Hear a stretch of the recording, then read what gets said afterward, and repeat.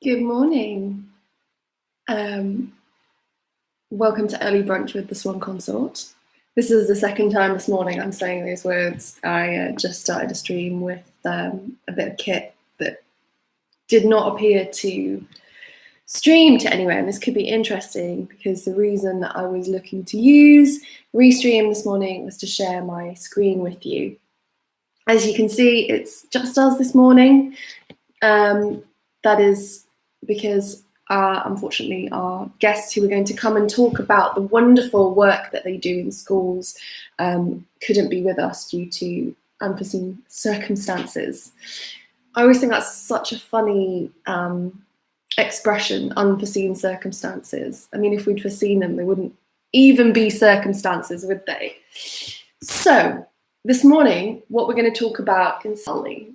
Now, if you've spent any time with or around me and the Swan Consort, you'll probably have heard me talk about the incredible but largely forgotten sacred music of Francesco Cavalli.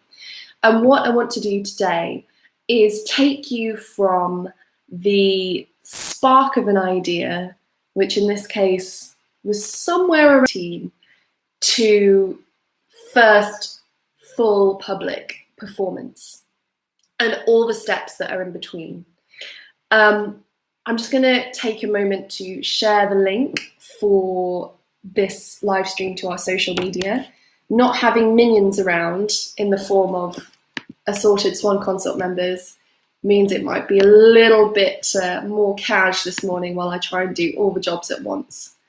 So please do say hello if you're watching. Let me know what you've got for brunch.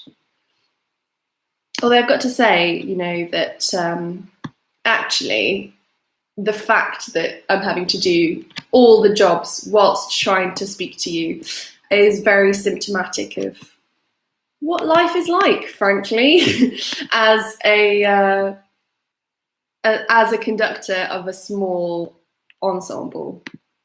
That is very much, as you'll see over the course of today, how the cookie crumbles pretty much all of the time.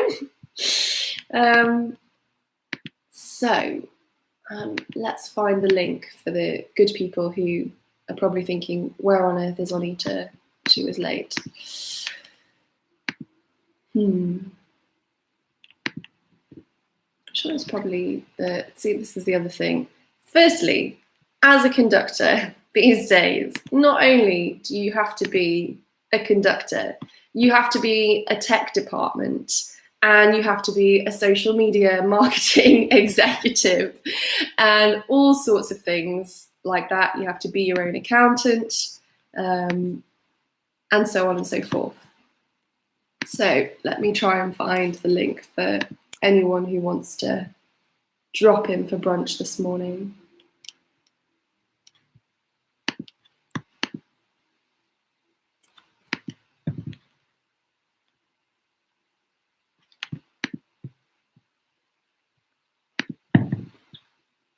Right, so I'm getting as far as trying to find this video as it's going out.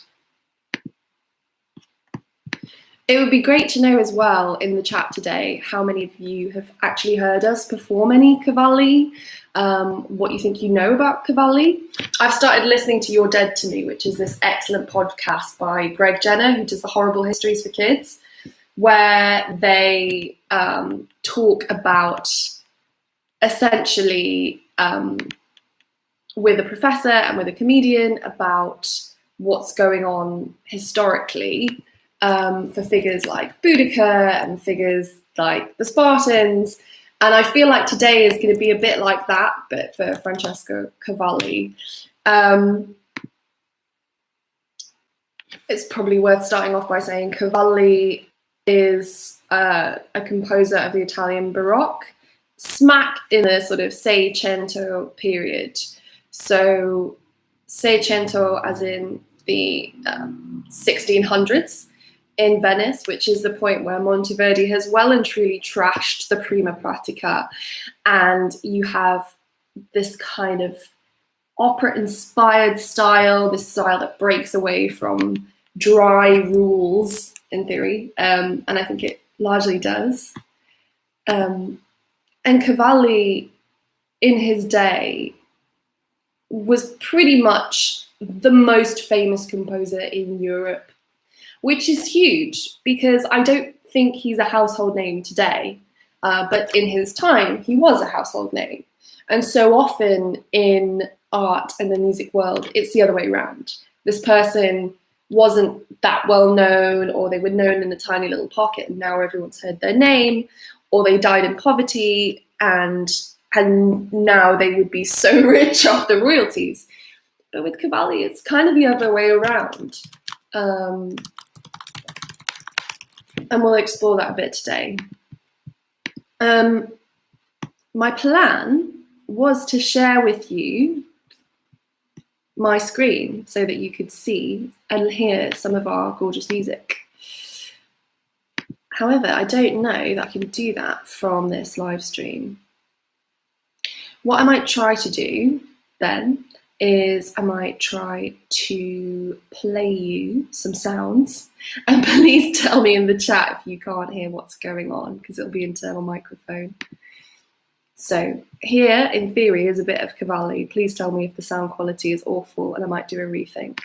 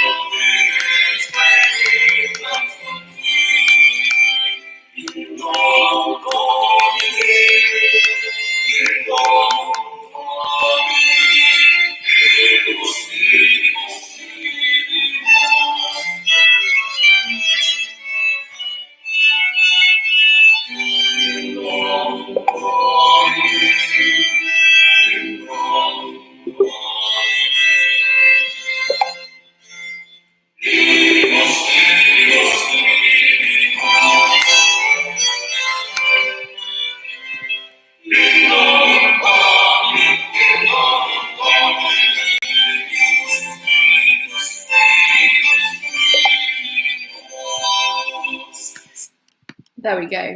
So that was a section from the Laetatus Sum that I hope you could hear. Nobody said they couldn't.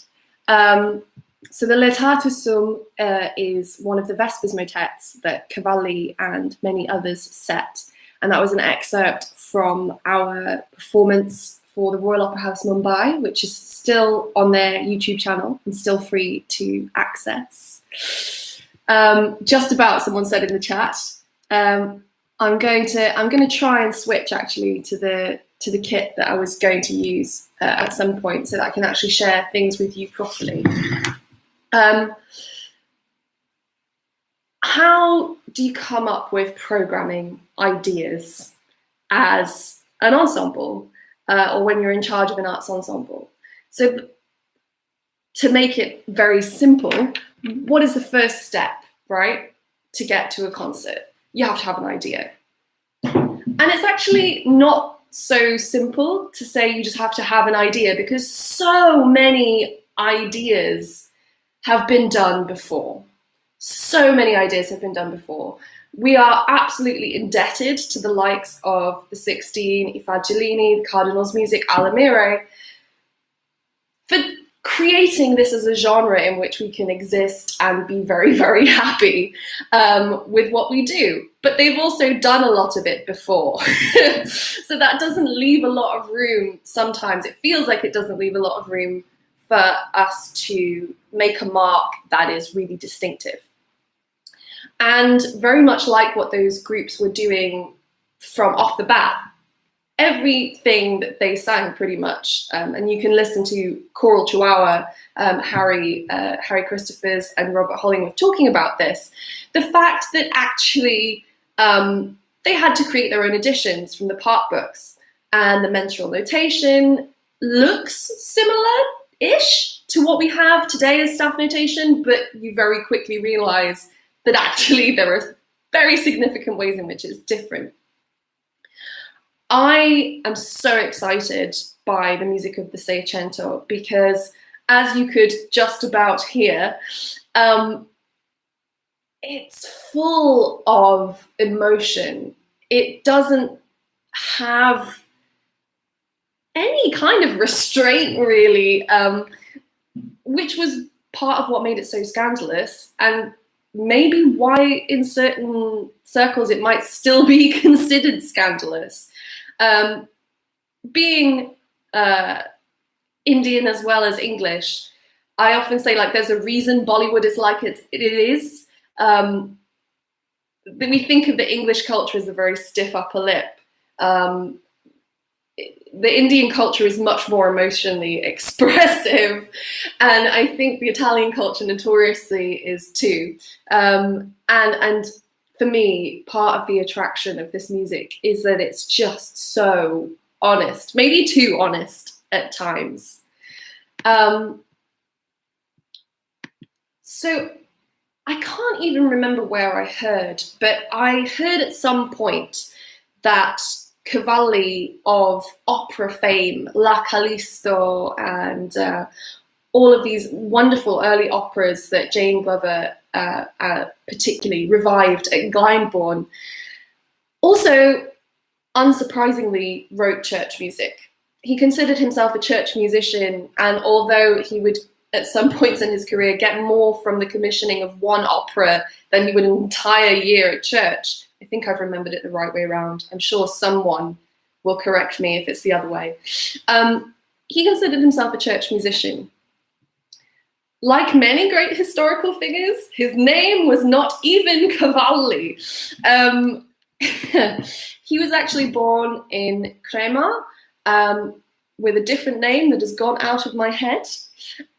Also starting with a C. Bonus points and an extra cup of coffee for anyone who can remember before my brain remembers. And he basically had such a gorgeous voice as a boy that he was picked up by Federico Cavalli, who took him on as a kind of patron and took him to Venice, where he became a choir boy at San Marco, met Monteverdi, studied under Monteverdi, and eventually there was Rovetta between Monteverdi and Cavalli. Gosh, I get so nervous spouting musicological history on a live stream. It's like, I know this, but if I get it wrong, I can't go back and delete it. So we're going to roll with it. It was Rovetta between Monteverdi and Cavalli. Watch the future subtitles for any corrections. And then he ultimately became the Maestro di Cappella in charge at San Marco. However, he kind of had to be have his hair pulled to actually publish his church music works. There is a large collection in 1656, the Musiche Sacre collection. And in the beginning, there's a very sort of humble, self-deprecating note saying, you know, I've only published these because my mate wanted them to be published, and you know, they're to the glory of God kind of thing, and you know, kind of don't judge me on them. Which, for someone who was, as we've already said, the most sort of well-known composer of his day, it's quite nice to think that these people were still nice guys, that they were nice guys. You know, we all love a Guerrero story, you know, halberds and all of that stuff, and killing people and being tyrants. But we don't particularly like working with people like that. And it's nice to know that actually Cavalli got married and had a reasonably domestic life by all accounts, by the letters. He was nice to his wife. He looked after not only her, but her extended family. The wife was very wealthy. So apparently not much has changed about composers needing to marry someone with a stable income. But, you know, they looked after each other and had what appears to be a fairly unsensational personal life. I heard that these Vespers motets existed, but there isn't a complete publication of them available commercially. Bits and bobs have been recorded, sort of a motet here, a motet there, by people like Paul McCreesh, by people like Graham O'Reilly back in the day. So I knew that the scores had to exist somewhere. I was convinced that somebody would have done a PhD on them. And so I logged into ProQuest, which is basically an online archive of all the PhDs that have ever been written with blood, sweat, and tears.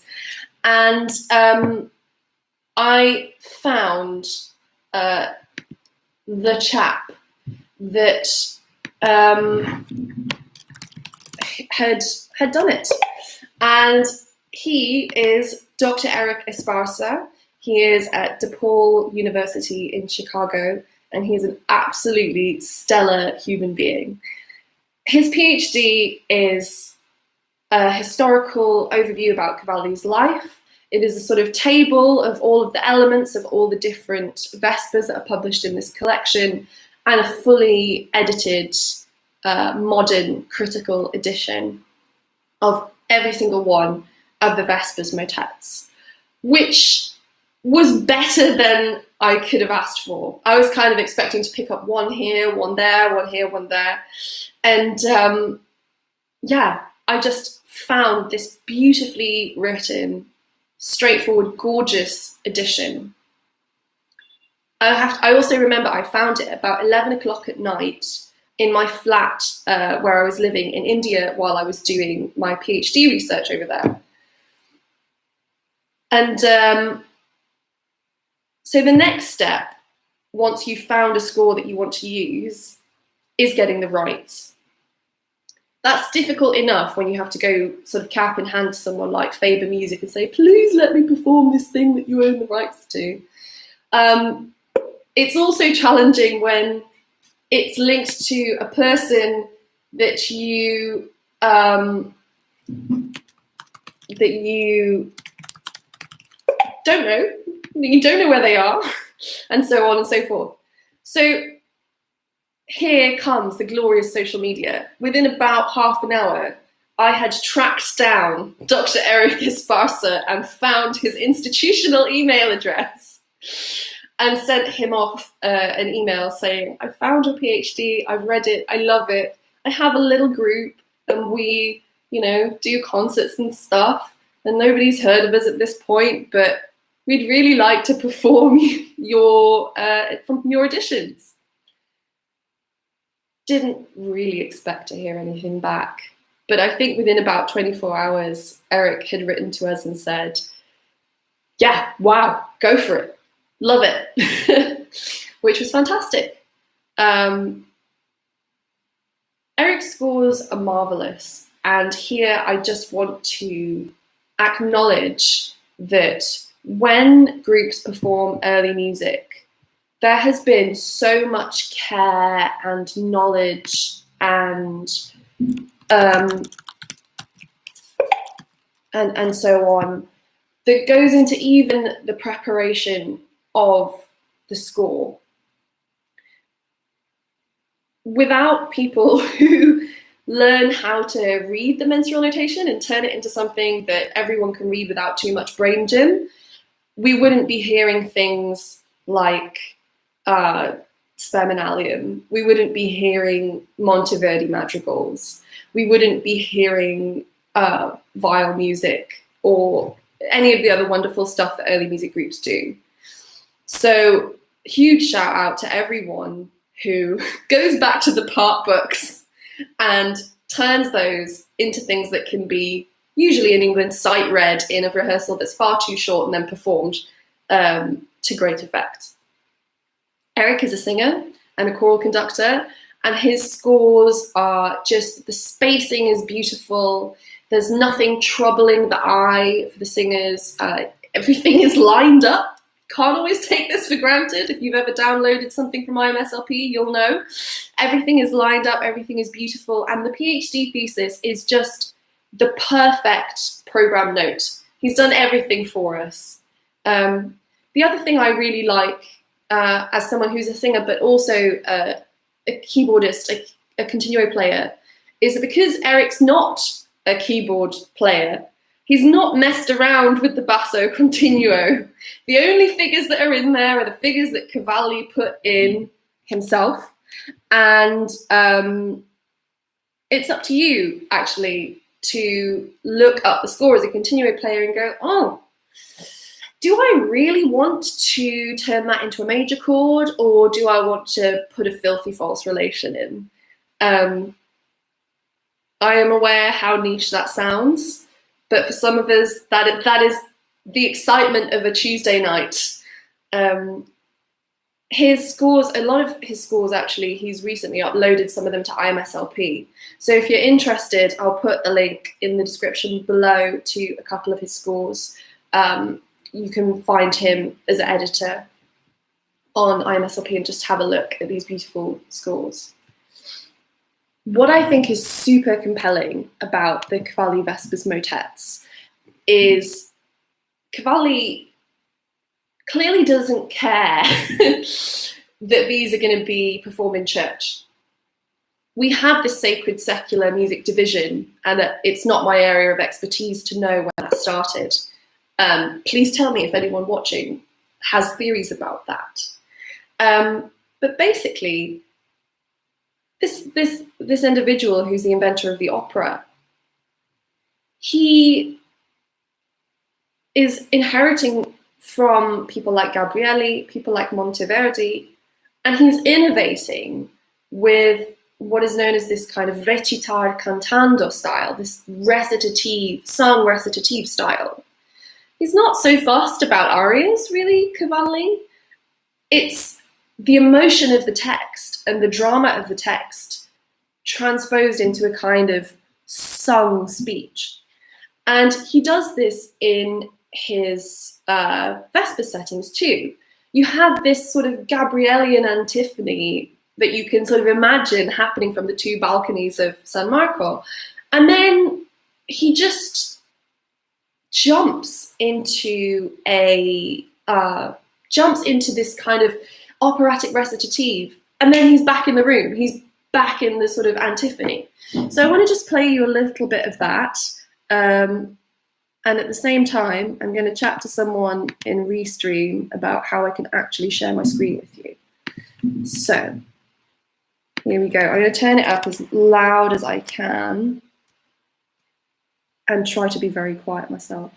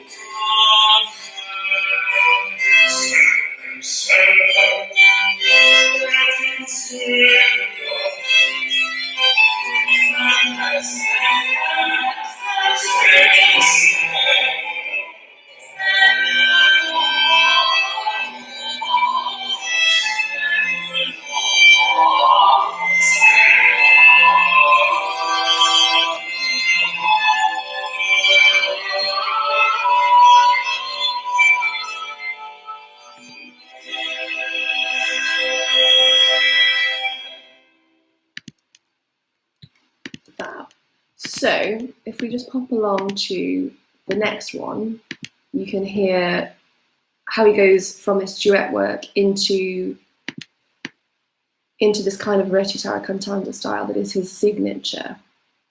So, right. So this is Jesu Corona Virginum.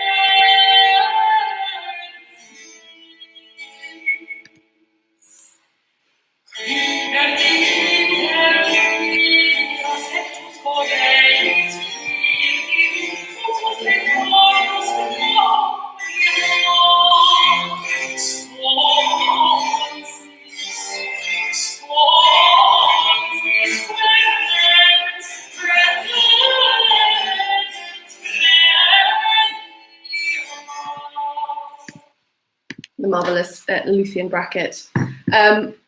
So you can hear that he's sort of got these chunks, and it's almost like scene change in opera to me. I think of it like that. And you have sort of a more traditional approach to the church music, and then it goes into these solo sections, which sometimes are more melodic and other times are just like an extended recitative. It's really exciting to think about how dramatic an innovation that is from the prima pratica, from the old polyphonic style with fairly strict rules. And I always think today about when something is composed and people are like, oh, it's not suitable for church, or it's not suitable for this, or it's too much. And like, that's how it's always been. I think Andrew Lloyd Webber, when he did Jesus Christ Superstar, not usually our rep remit, but when there was a lot of pushback against him writing Jesus Christ Superstar, he was like, Bach was popular music in his day. You know, and Cavalli was popular music in his day. That's me saying that, not Andrew Lloyd Webber. And it's just so true. So I always have a little wry smile when someone says, oh, isn't that a bit edgy for church? And so on and so forth.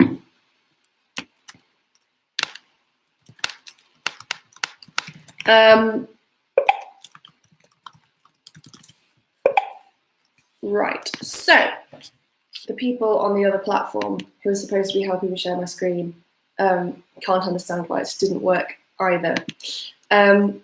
What I might do is zip through what I wanted to tell you about the run up to the concert, and then cut the live stream, try one last time with that tech, and see if I can share with you what I wanted to share with you. Short story is that we tried out these scores. So I was on research trip in India for about 4 months after I had reconnected with with Eric and found these scores. So I had a little crappy little keyboard that we'd borrowed from a friend out there, and so I was printing off these scores at a tiny little print shop round the corner in the middle of Kolkata, and like try to work my way through these scores and imagine what they would sound like. And when I came back in April 2019, we went to South Dalton Church, which is a beautiful parish church in the middle of nowhere, tallest spire in East Yorkshire. And we did a little concert. We did some madrigals, and we also did some Cavalli. We attempted the Nisi Dominus and the Alma Redemptoris Mater. And the Nisi Dominus has huge extended bass arias in this recitative style, which is very typical of Cavalli. And this was the first bend in several learning curves from research to the performance that I keep playing to you from. Reason being is that it was just so unlike anything I had thrown at these singers before. I think we'd had one weekend together before I went away to India, and this is like second time we're playing together. On the one hand, they've got some nice Wilby madrigals and things like that. And on the other hand, I'm like, hey, check this out, guys. Probably overly excited about it.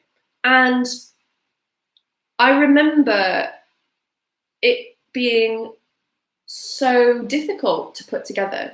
This is difficult music. The energy, which is so high, that I love about it, it's so hard to manage actually as a performer and make it not sound out of control. To be able to do those quick switches and changes of mood from the recitare cantando style to something that sounds like Gabrielli and then back to a kind of aria section, to do those U-turns in the short space that Cavalli gives you is really it's really something. Looking back on it now, the English choral tradition is notorious for scheduling too little rehearsal time because everyone can sight read. And if sight reading depends largely on your ability to predict what's coming next, then sight reading Cavalli is a recipe for a massive car crash, however good a musician you are. It was as if the singers kind of got into the vehicle and sort of like pulled the throttle, and it did the opposite of what they expected it to do. But South Dalton is such a wonderful little who is the head of music at Tranby in East Yorkshire and a former organ scholar of Selwyn College, Cambridge, and one of the first BBC Young Composer winners. He doesn't tell people that. He was playing Continuo for us. So that makes all the difference, that you had someone there who was kind of absolutely solid, catching all the chords. So once we kind of realized that these were tricky things, I took an approach of, okay, let's just try one thing at a time then. We were invited in May of 2019 to sing the Festal Masses for Ascension Day at York Minster, which in that year fell in half term. So we did Cavalli's Alma Redemptoris Mater, and along with the Monteverdi unaccompanied mass. And that was the first time that we had sung it in a space that was similar to the space it had been written in. One of the things I don't think we talk about a lot, but we necessarily have to think about a lot as performers, is how important space is.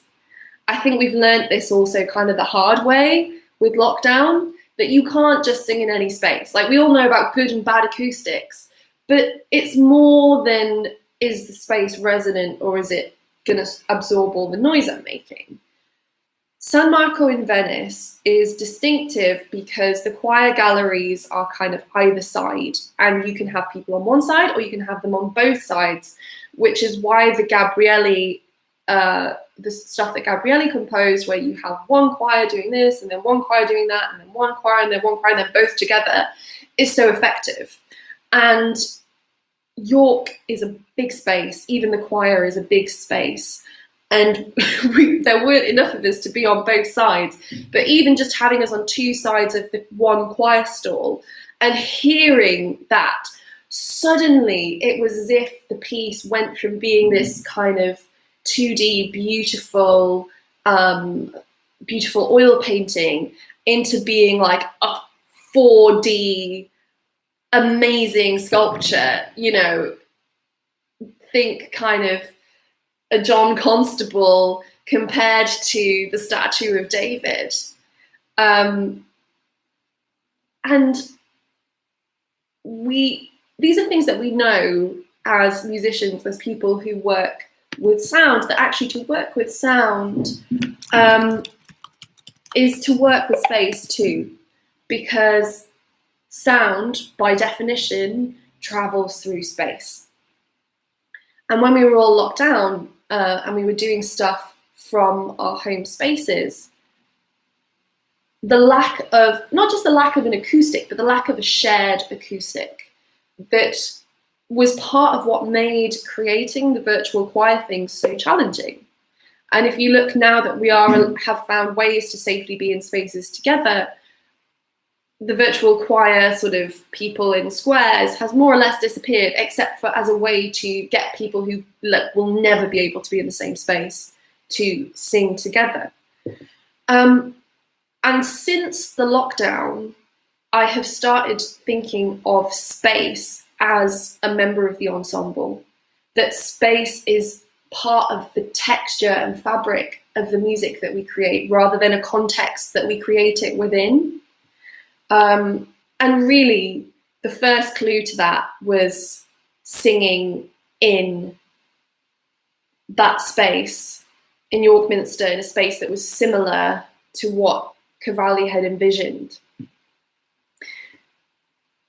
The last thing I'll talk about briefly before trying to cut the stream and send you, share with you on a new stream the sections that I want to share with you, is that we did attempt a full concert. We achieved a full concert of this in November 2019 at St Mary's Woodford, which is a wonderful parish church where I was director of music for 4 years, on the sort of border of London and Essex. I learned a huge amount as a conductor from this experience.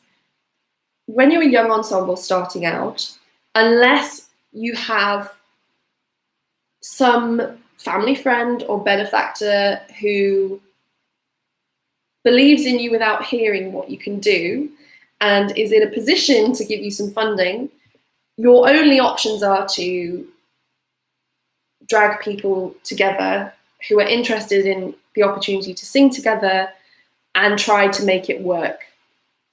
And again, that might sound on the one hand quite similar to what Harry and Robert and Eamon talk about on Choral Chihuahua, when they talk about the founding of the 16 and the founding of Ifagilini and so on and so forth. But actually, again, because those organizations and those wonderful ensembles already exist, when you found an ensemble now, there are so many more consort singers about because of the work that those ensembles have done before us.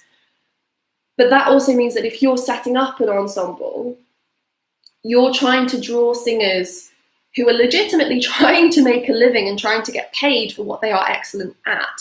And there are other outlets where they can get paid to sing.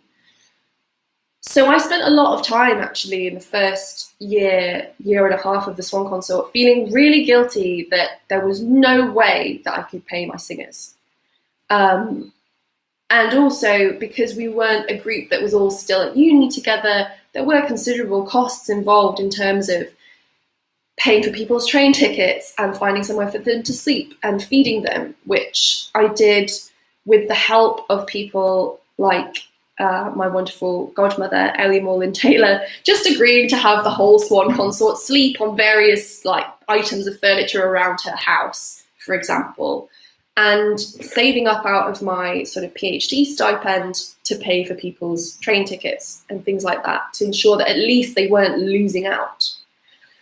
And one of the things that, if I were going to say to someone who's setting up a group now that I would have done differently, is that I felt so guilty that I wasn't able to pay my singers in the beginning that I would try to have the rehearsal time as absolutely short as it could be. I would try to schedule the bare minimum because I didn't want to like take up more of their time. And this concept was kind of a turning point for me because I'd sort of planned it out and I'd scheduled, okay, this will take this long, this will take this long, this will take this long. And we'd done some pre-rehearsals, we'd run all of the small group numbers to where we wanted them to be. And then 2 of the singers went down ill a week before a concert. And when you are 8 singers, that's a quarter of your ensemble. So all of that rehearsal work was then lost. And it was too late to enlarge the rehearsal time on the day.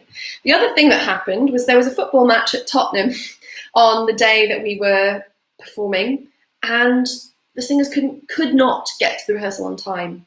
The continuo player, Luke Fitzgerald, who is now the Assistant Director of Music at Coventry, and they're very lucky to have him, sort of rolled in about half an hour before we were due to perform, having had the worst journey ever from Cambridge. And the third thing that happened was I sort of realised, really appreciated what the role of the conductor is. Because when you're working with other phenomenal musicians, there are many ways in which my singers don't need me. In fact, they need me to get out of the way. Or, you know, I view that I'm there to facilitate them to do what they do well. What I hadn't factored in is that by this point, November 2019, I had been living with these scores for a year, living with them. I knew every corner of them, and the style had become a part of my consciousness. And for my singers, it was like they turned up and it's like, what is this crazy music? What is this crazy music? And they were absolutely incredible. Under pretty much impossible conditions, they gave a remarkable concert. And I'm still so proud of them, what they achieved that day. But I went home and wrote 7 sides of A4, just thinking about how I could have made it less stressful for them. And I realized that actually, especially when you're in a position that you're a young group and you're just starting up, or if you're working with amateurs or whatever it is, that it's always better to give more rehearsal time so that people can enjoy the experience, rather than having a situation in which something happens that you could never have planned for. Like, we could never have planned for a quarter of the ensemble becoming ill at short notice. We could probably have planned for the football thing, but the football wasn't on my radar. So I'm going to count that as unplannable. I learned from that experience that in order to do right by my singers and to create the conditions in which they can not just do their best performance, but also enjoy being a part of the Swan Consort, that I actually need to ask them for more time. And to realise that if it's going to be an enjoyable time for them and a positive working environment, that people will willingly give that extra time as long as you're not taking the mickey. But actually that sometimes planning the bare minimum is taking the mickey. So if anyone watching this or listening back to it is thinking about setting up their own group, that is something that I would love to have known, and also have loved to have had the confidence to have done earlier on. Because as a conductor, you know, your mood, your emotional state creates the weather. And if you're stressed by all these things that are coming at you, then your singers are going to be stressed. And nobody ever sung better when they were stressed. Suffice to say that nobody, I think, would have known because they were all fabulous. So we come to 2020. We all know by this point the lockdown happened. We didn't sing together after that November concert until August in 2020.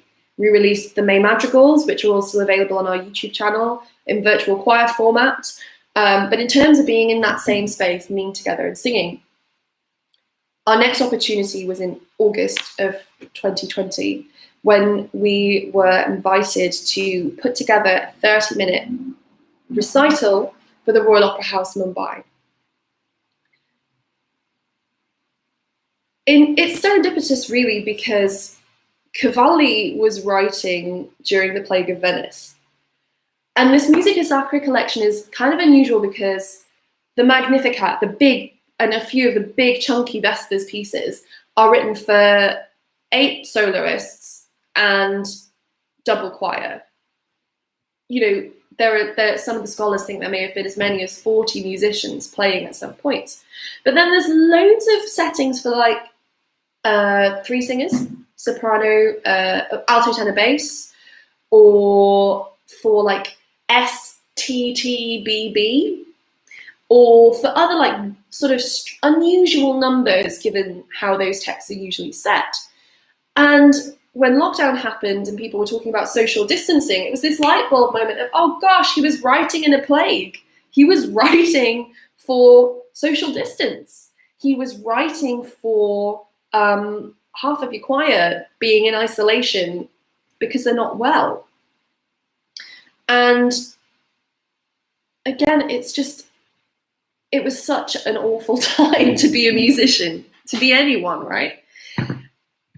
And there was something comforting about, do you know what, as a species, human beings, we've been here before. And we've got through it, and we've made music through it. And what music? So, with the help of Oliver Doyle, who is the founder of Musica Antica Rotherhithe, who you should definitely check out if you like Cavalli and if you're interested in the Seicento, does all his own editions. It's one of those frustratingly talented people who does everything wonderfully and is a wonderful human being. He helped us get into the space at Rotherhithe. He brought along Esha Yogi, who did viola da gamba, was the instrumental ensemble, and then we had we had Robin, we had Luthien, we had Rachel singing soprano, and we had Stuart O'Hara singing bass, and we recorded 4 items that you can listen still to on the Royal Opera House Mumbai's YouTube channel. If you just search for Cavalli or the Swan Consort and Royal Opera House Mumbai, it will come up. We had a morning of rehearsal. We had about 3 hours to shoot in the evening, in the afternoon, before the sun went down. We had the wonderful Ben Tomlin doing all the videography. And it was fantastic to be together again.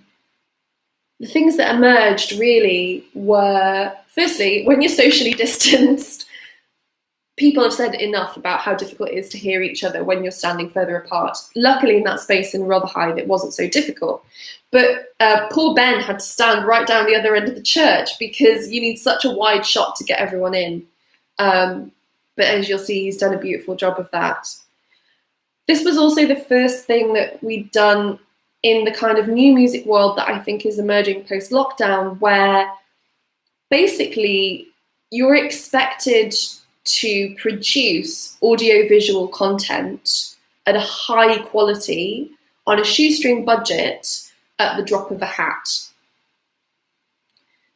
When you're doing a live performance with an audience who is supportive and who is giving you feedback in the form of applause between numbers and just the expression on their faces, it doesn't matter so much to you if you make a tiny little blip. You won't necessarily notice because you might sort of, it's like a toddler learning to walk. They sort of trip and they look up to the parents and the parent goes, it's okay. it's fine, we still love you, and you can get up and carry on. When you're doing a recording and there's no audience there, all you end up doing, you end up imagining everything that they're saying and everything that they're hearing and thinking, oh God, I made a mistake. And you know that when you make a recording, you're being directly compared, for better, for worse, with recordings that people like had rehearsed for a long time, like professional funded recordings, or, you know, even things that were recorded with like maybe better kit, so maybe it came across better. And that has put a huge emotional, psychological pressure on musicians. And the fact that that is continuing, that model is continuing, is a great thing, actually, because it gives us a lot more opportunity to share our work. However, I'm not sure that the expectations around that from people leading those recordings has modified appropriately.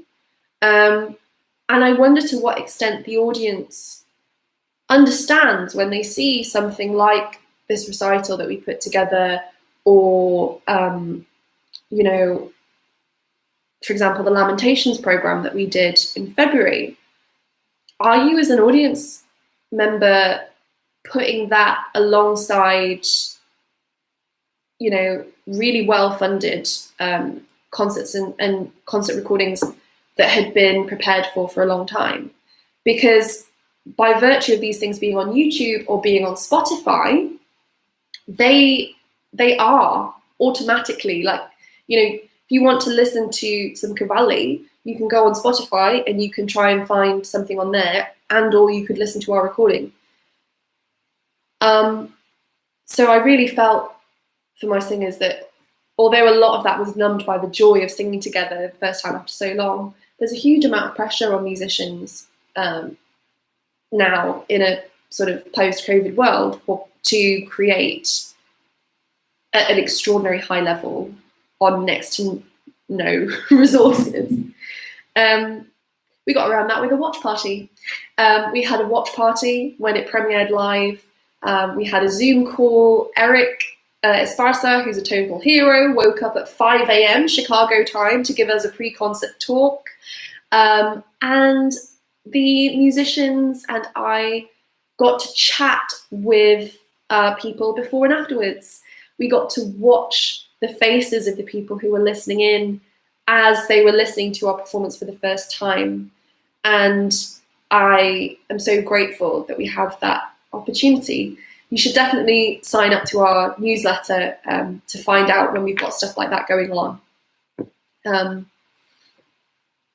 But yeah, that's kind of a very long-winded process. I'm amazed that I've managed to speak for 55 minutes on it, but you can see how actually producing a concert that is not just a regurgitation of the songs that we already know is actually from the spark of an idea to a whole bunch of kind of research, admin, trial and error, honing your craft as a musician, learning what the other musicians need from you in order to be able to do the performance, before you get to a point where you can go, right, we're going to have a morning's rehearsal and we're going to produce something beautiful in the afternoon and put it out via the Royal Opera House Mumbai.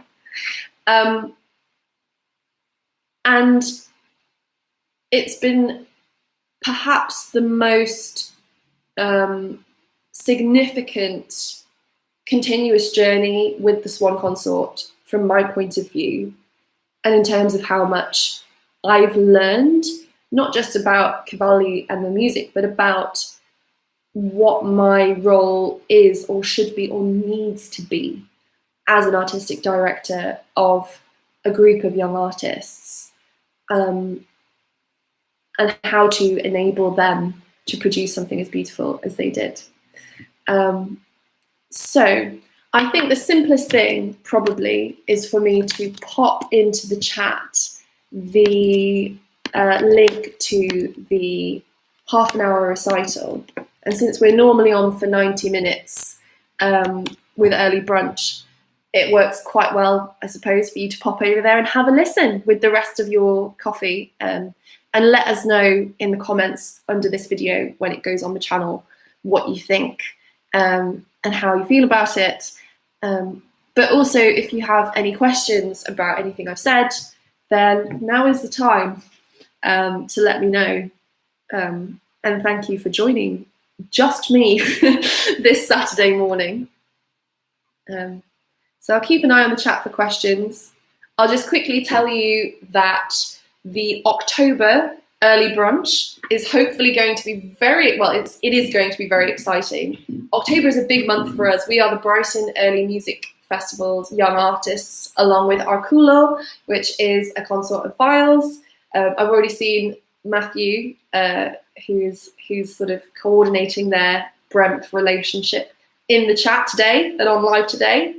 So hopefully we will have some members of Arculo as well, and Lilium Convallium, which is a brand new ensemble by Vicente Cavaria. I hope I said that right, Vicente, please correct me if not. And hopefully there'll be some of them there too. So you get not one, not two, but 3 young artist ensembles to have brunch with on October the 2nd, I believe, is the first Saturday. I'm just going to double check that. Yes, October the 2nd at 10:30. And then in November, looking further ahead, we will be doing a program based around the music of Josquin and de Monte, both of whom have a 500th anniversary this year. And we'll be talking about that then. I won't talk too far ahead to December. We know what we're going to do, but we'll keep it a secret, eh? So yes, join us in October the 2nd, to find out about what we're going to be doing as young artists for the Brighton Early Music Festival, and also to meet with us, Arculo and Lilium Convallium. And thank you for being here today. It's been nice not to be just having a sad cuppa on my own. All right, take care and enjoy the recital. Let me know what you think about it. Okay, bye.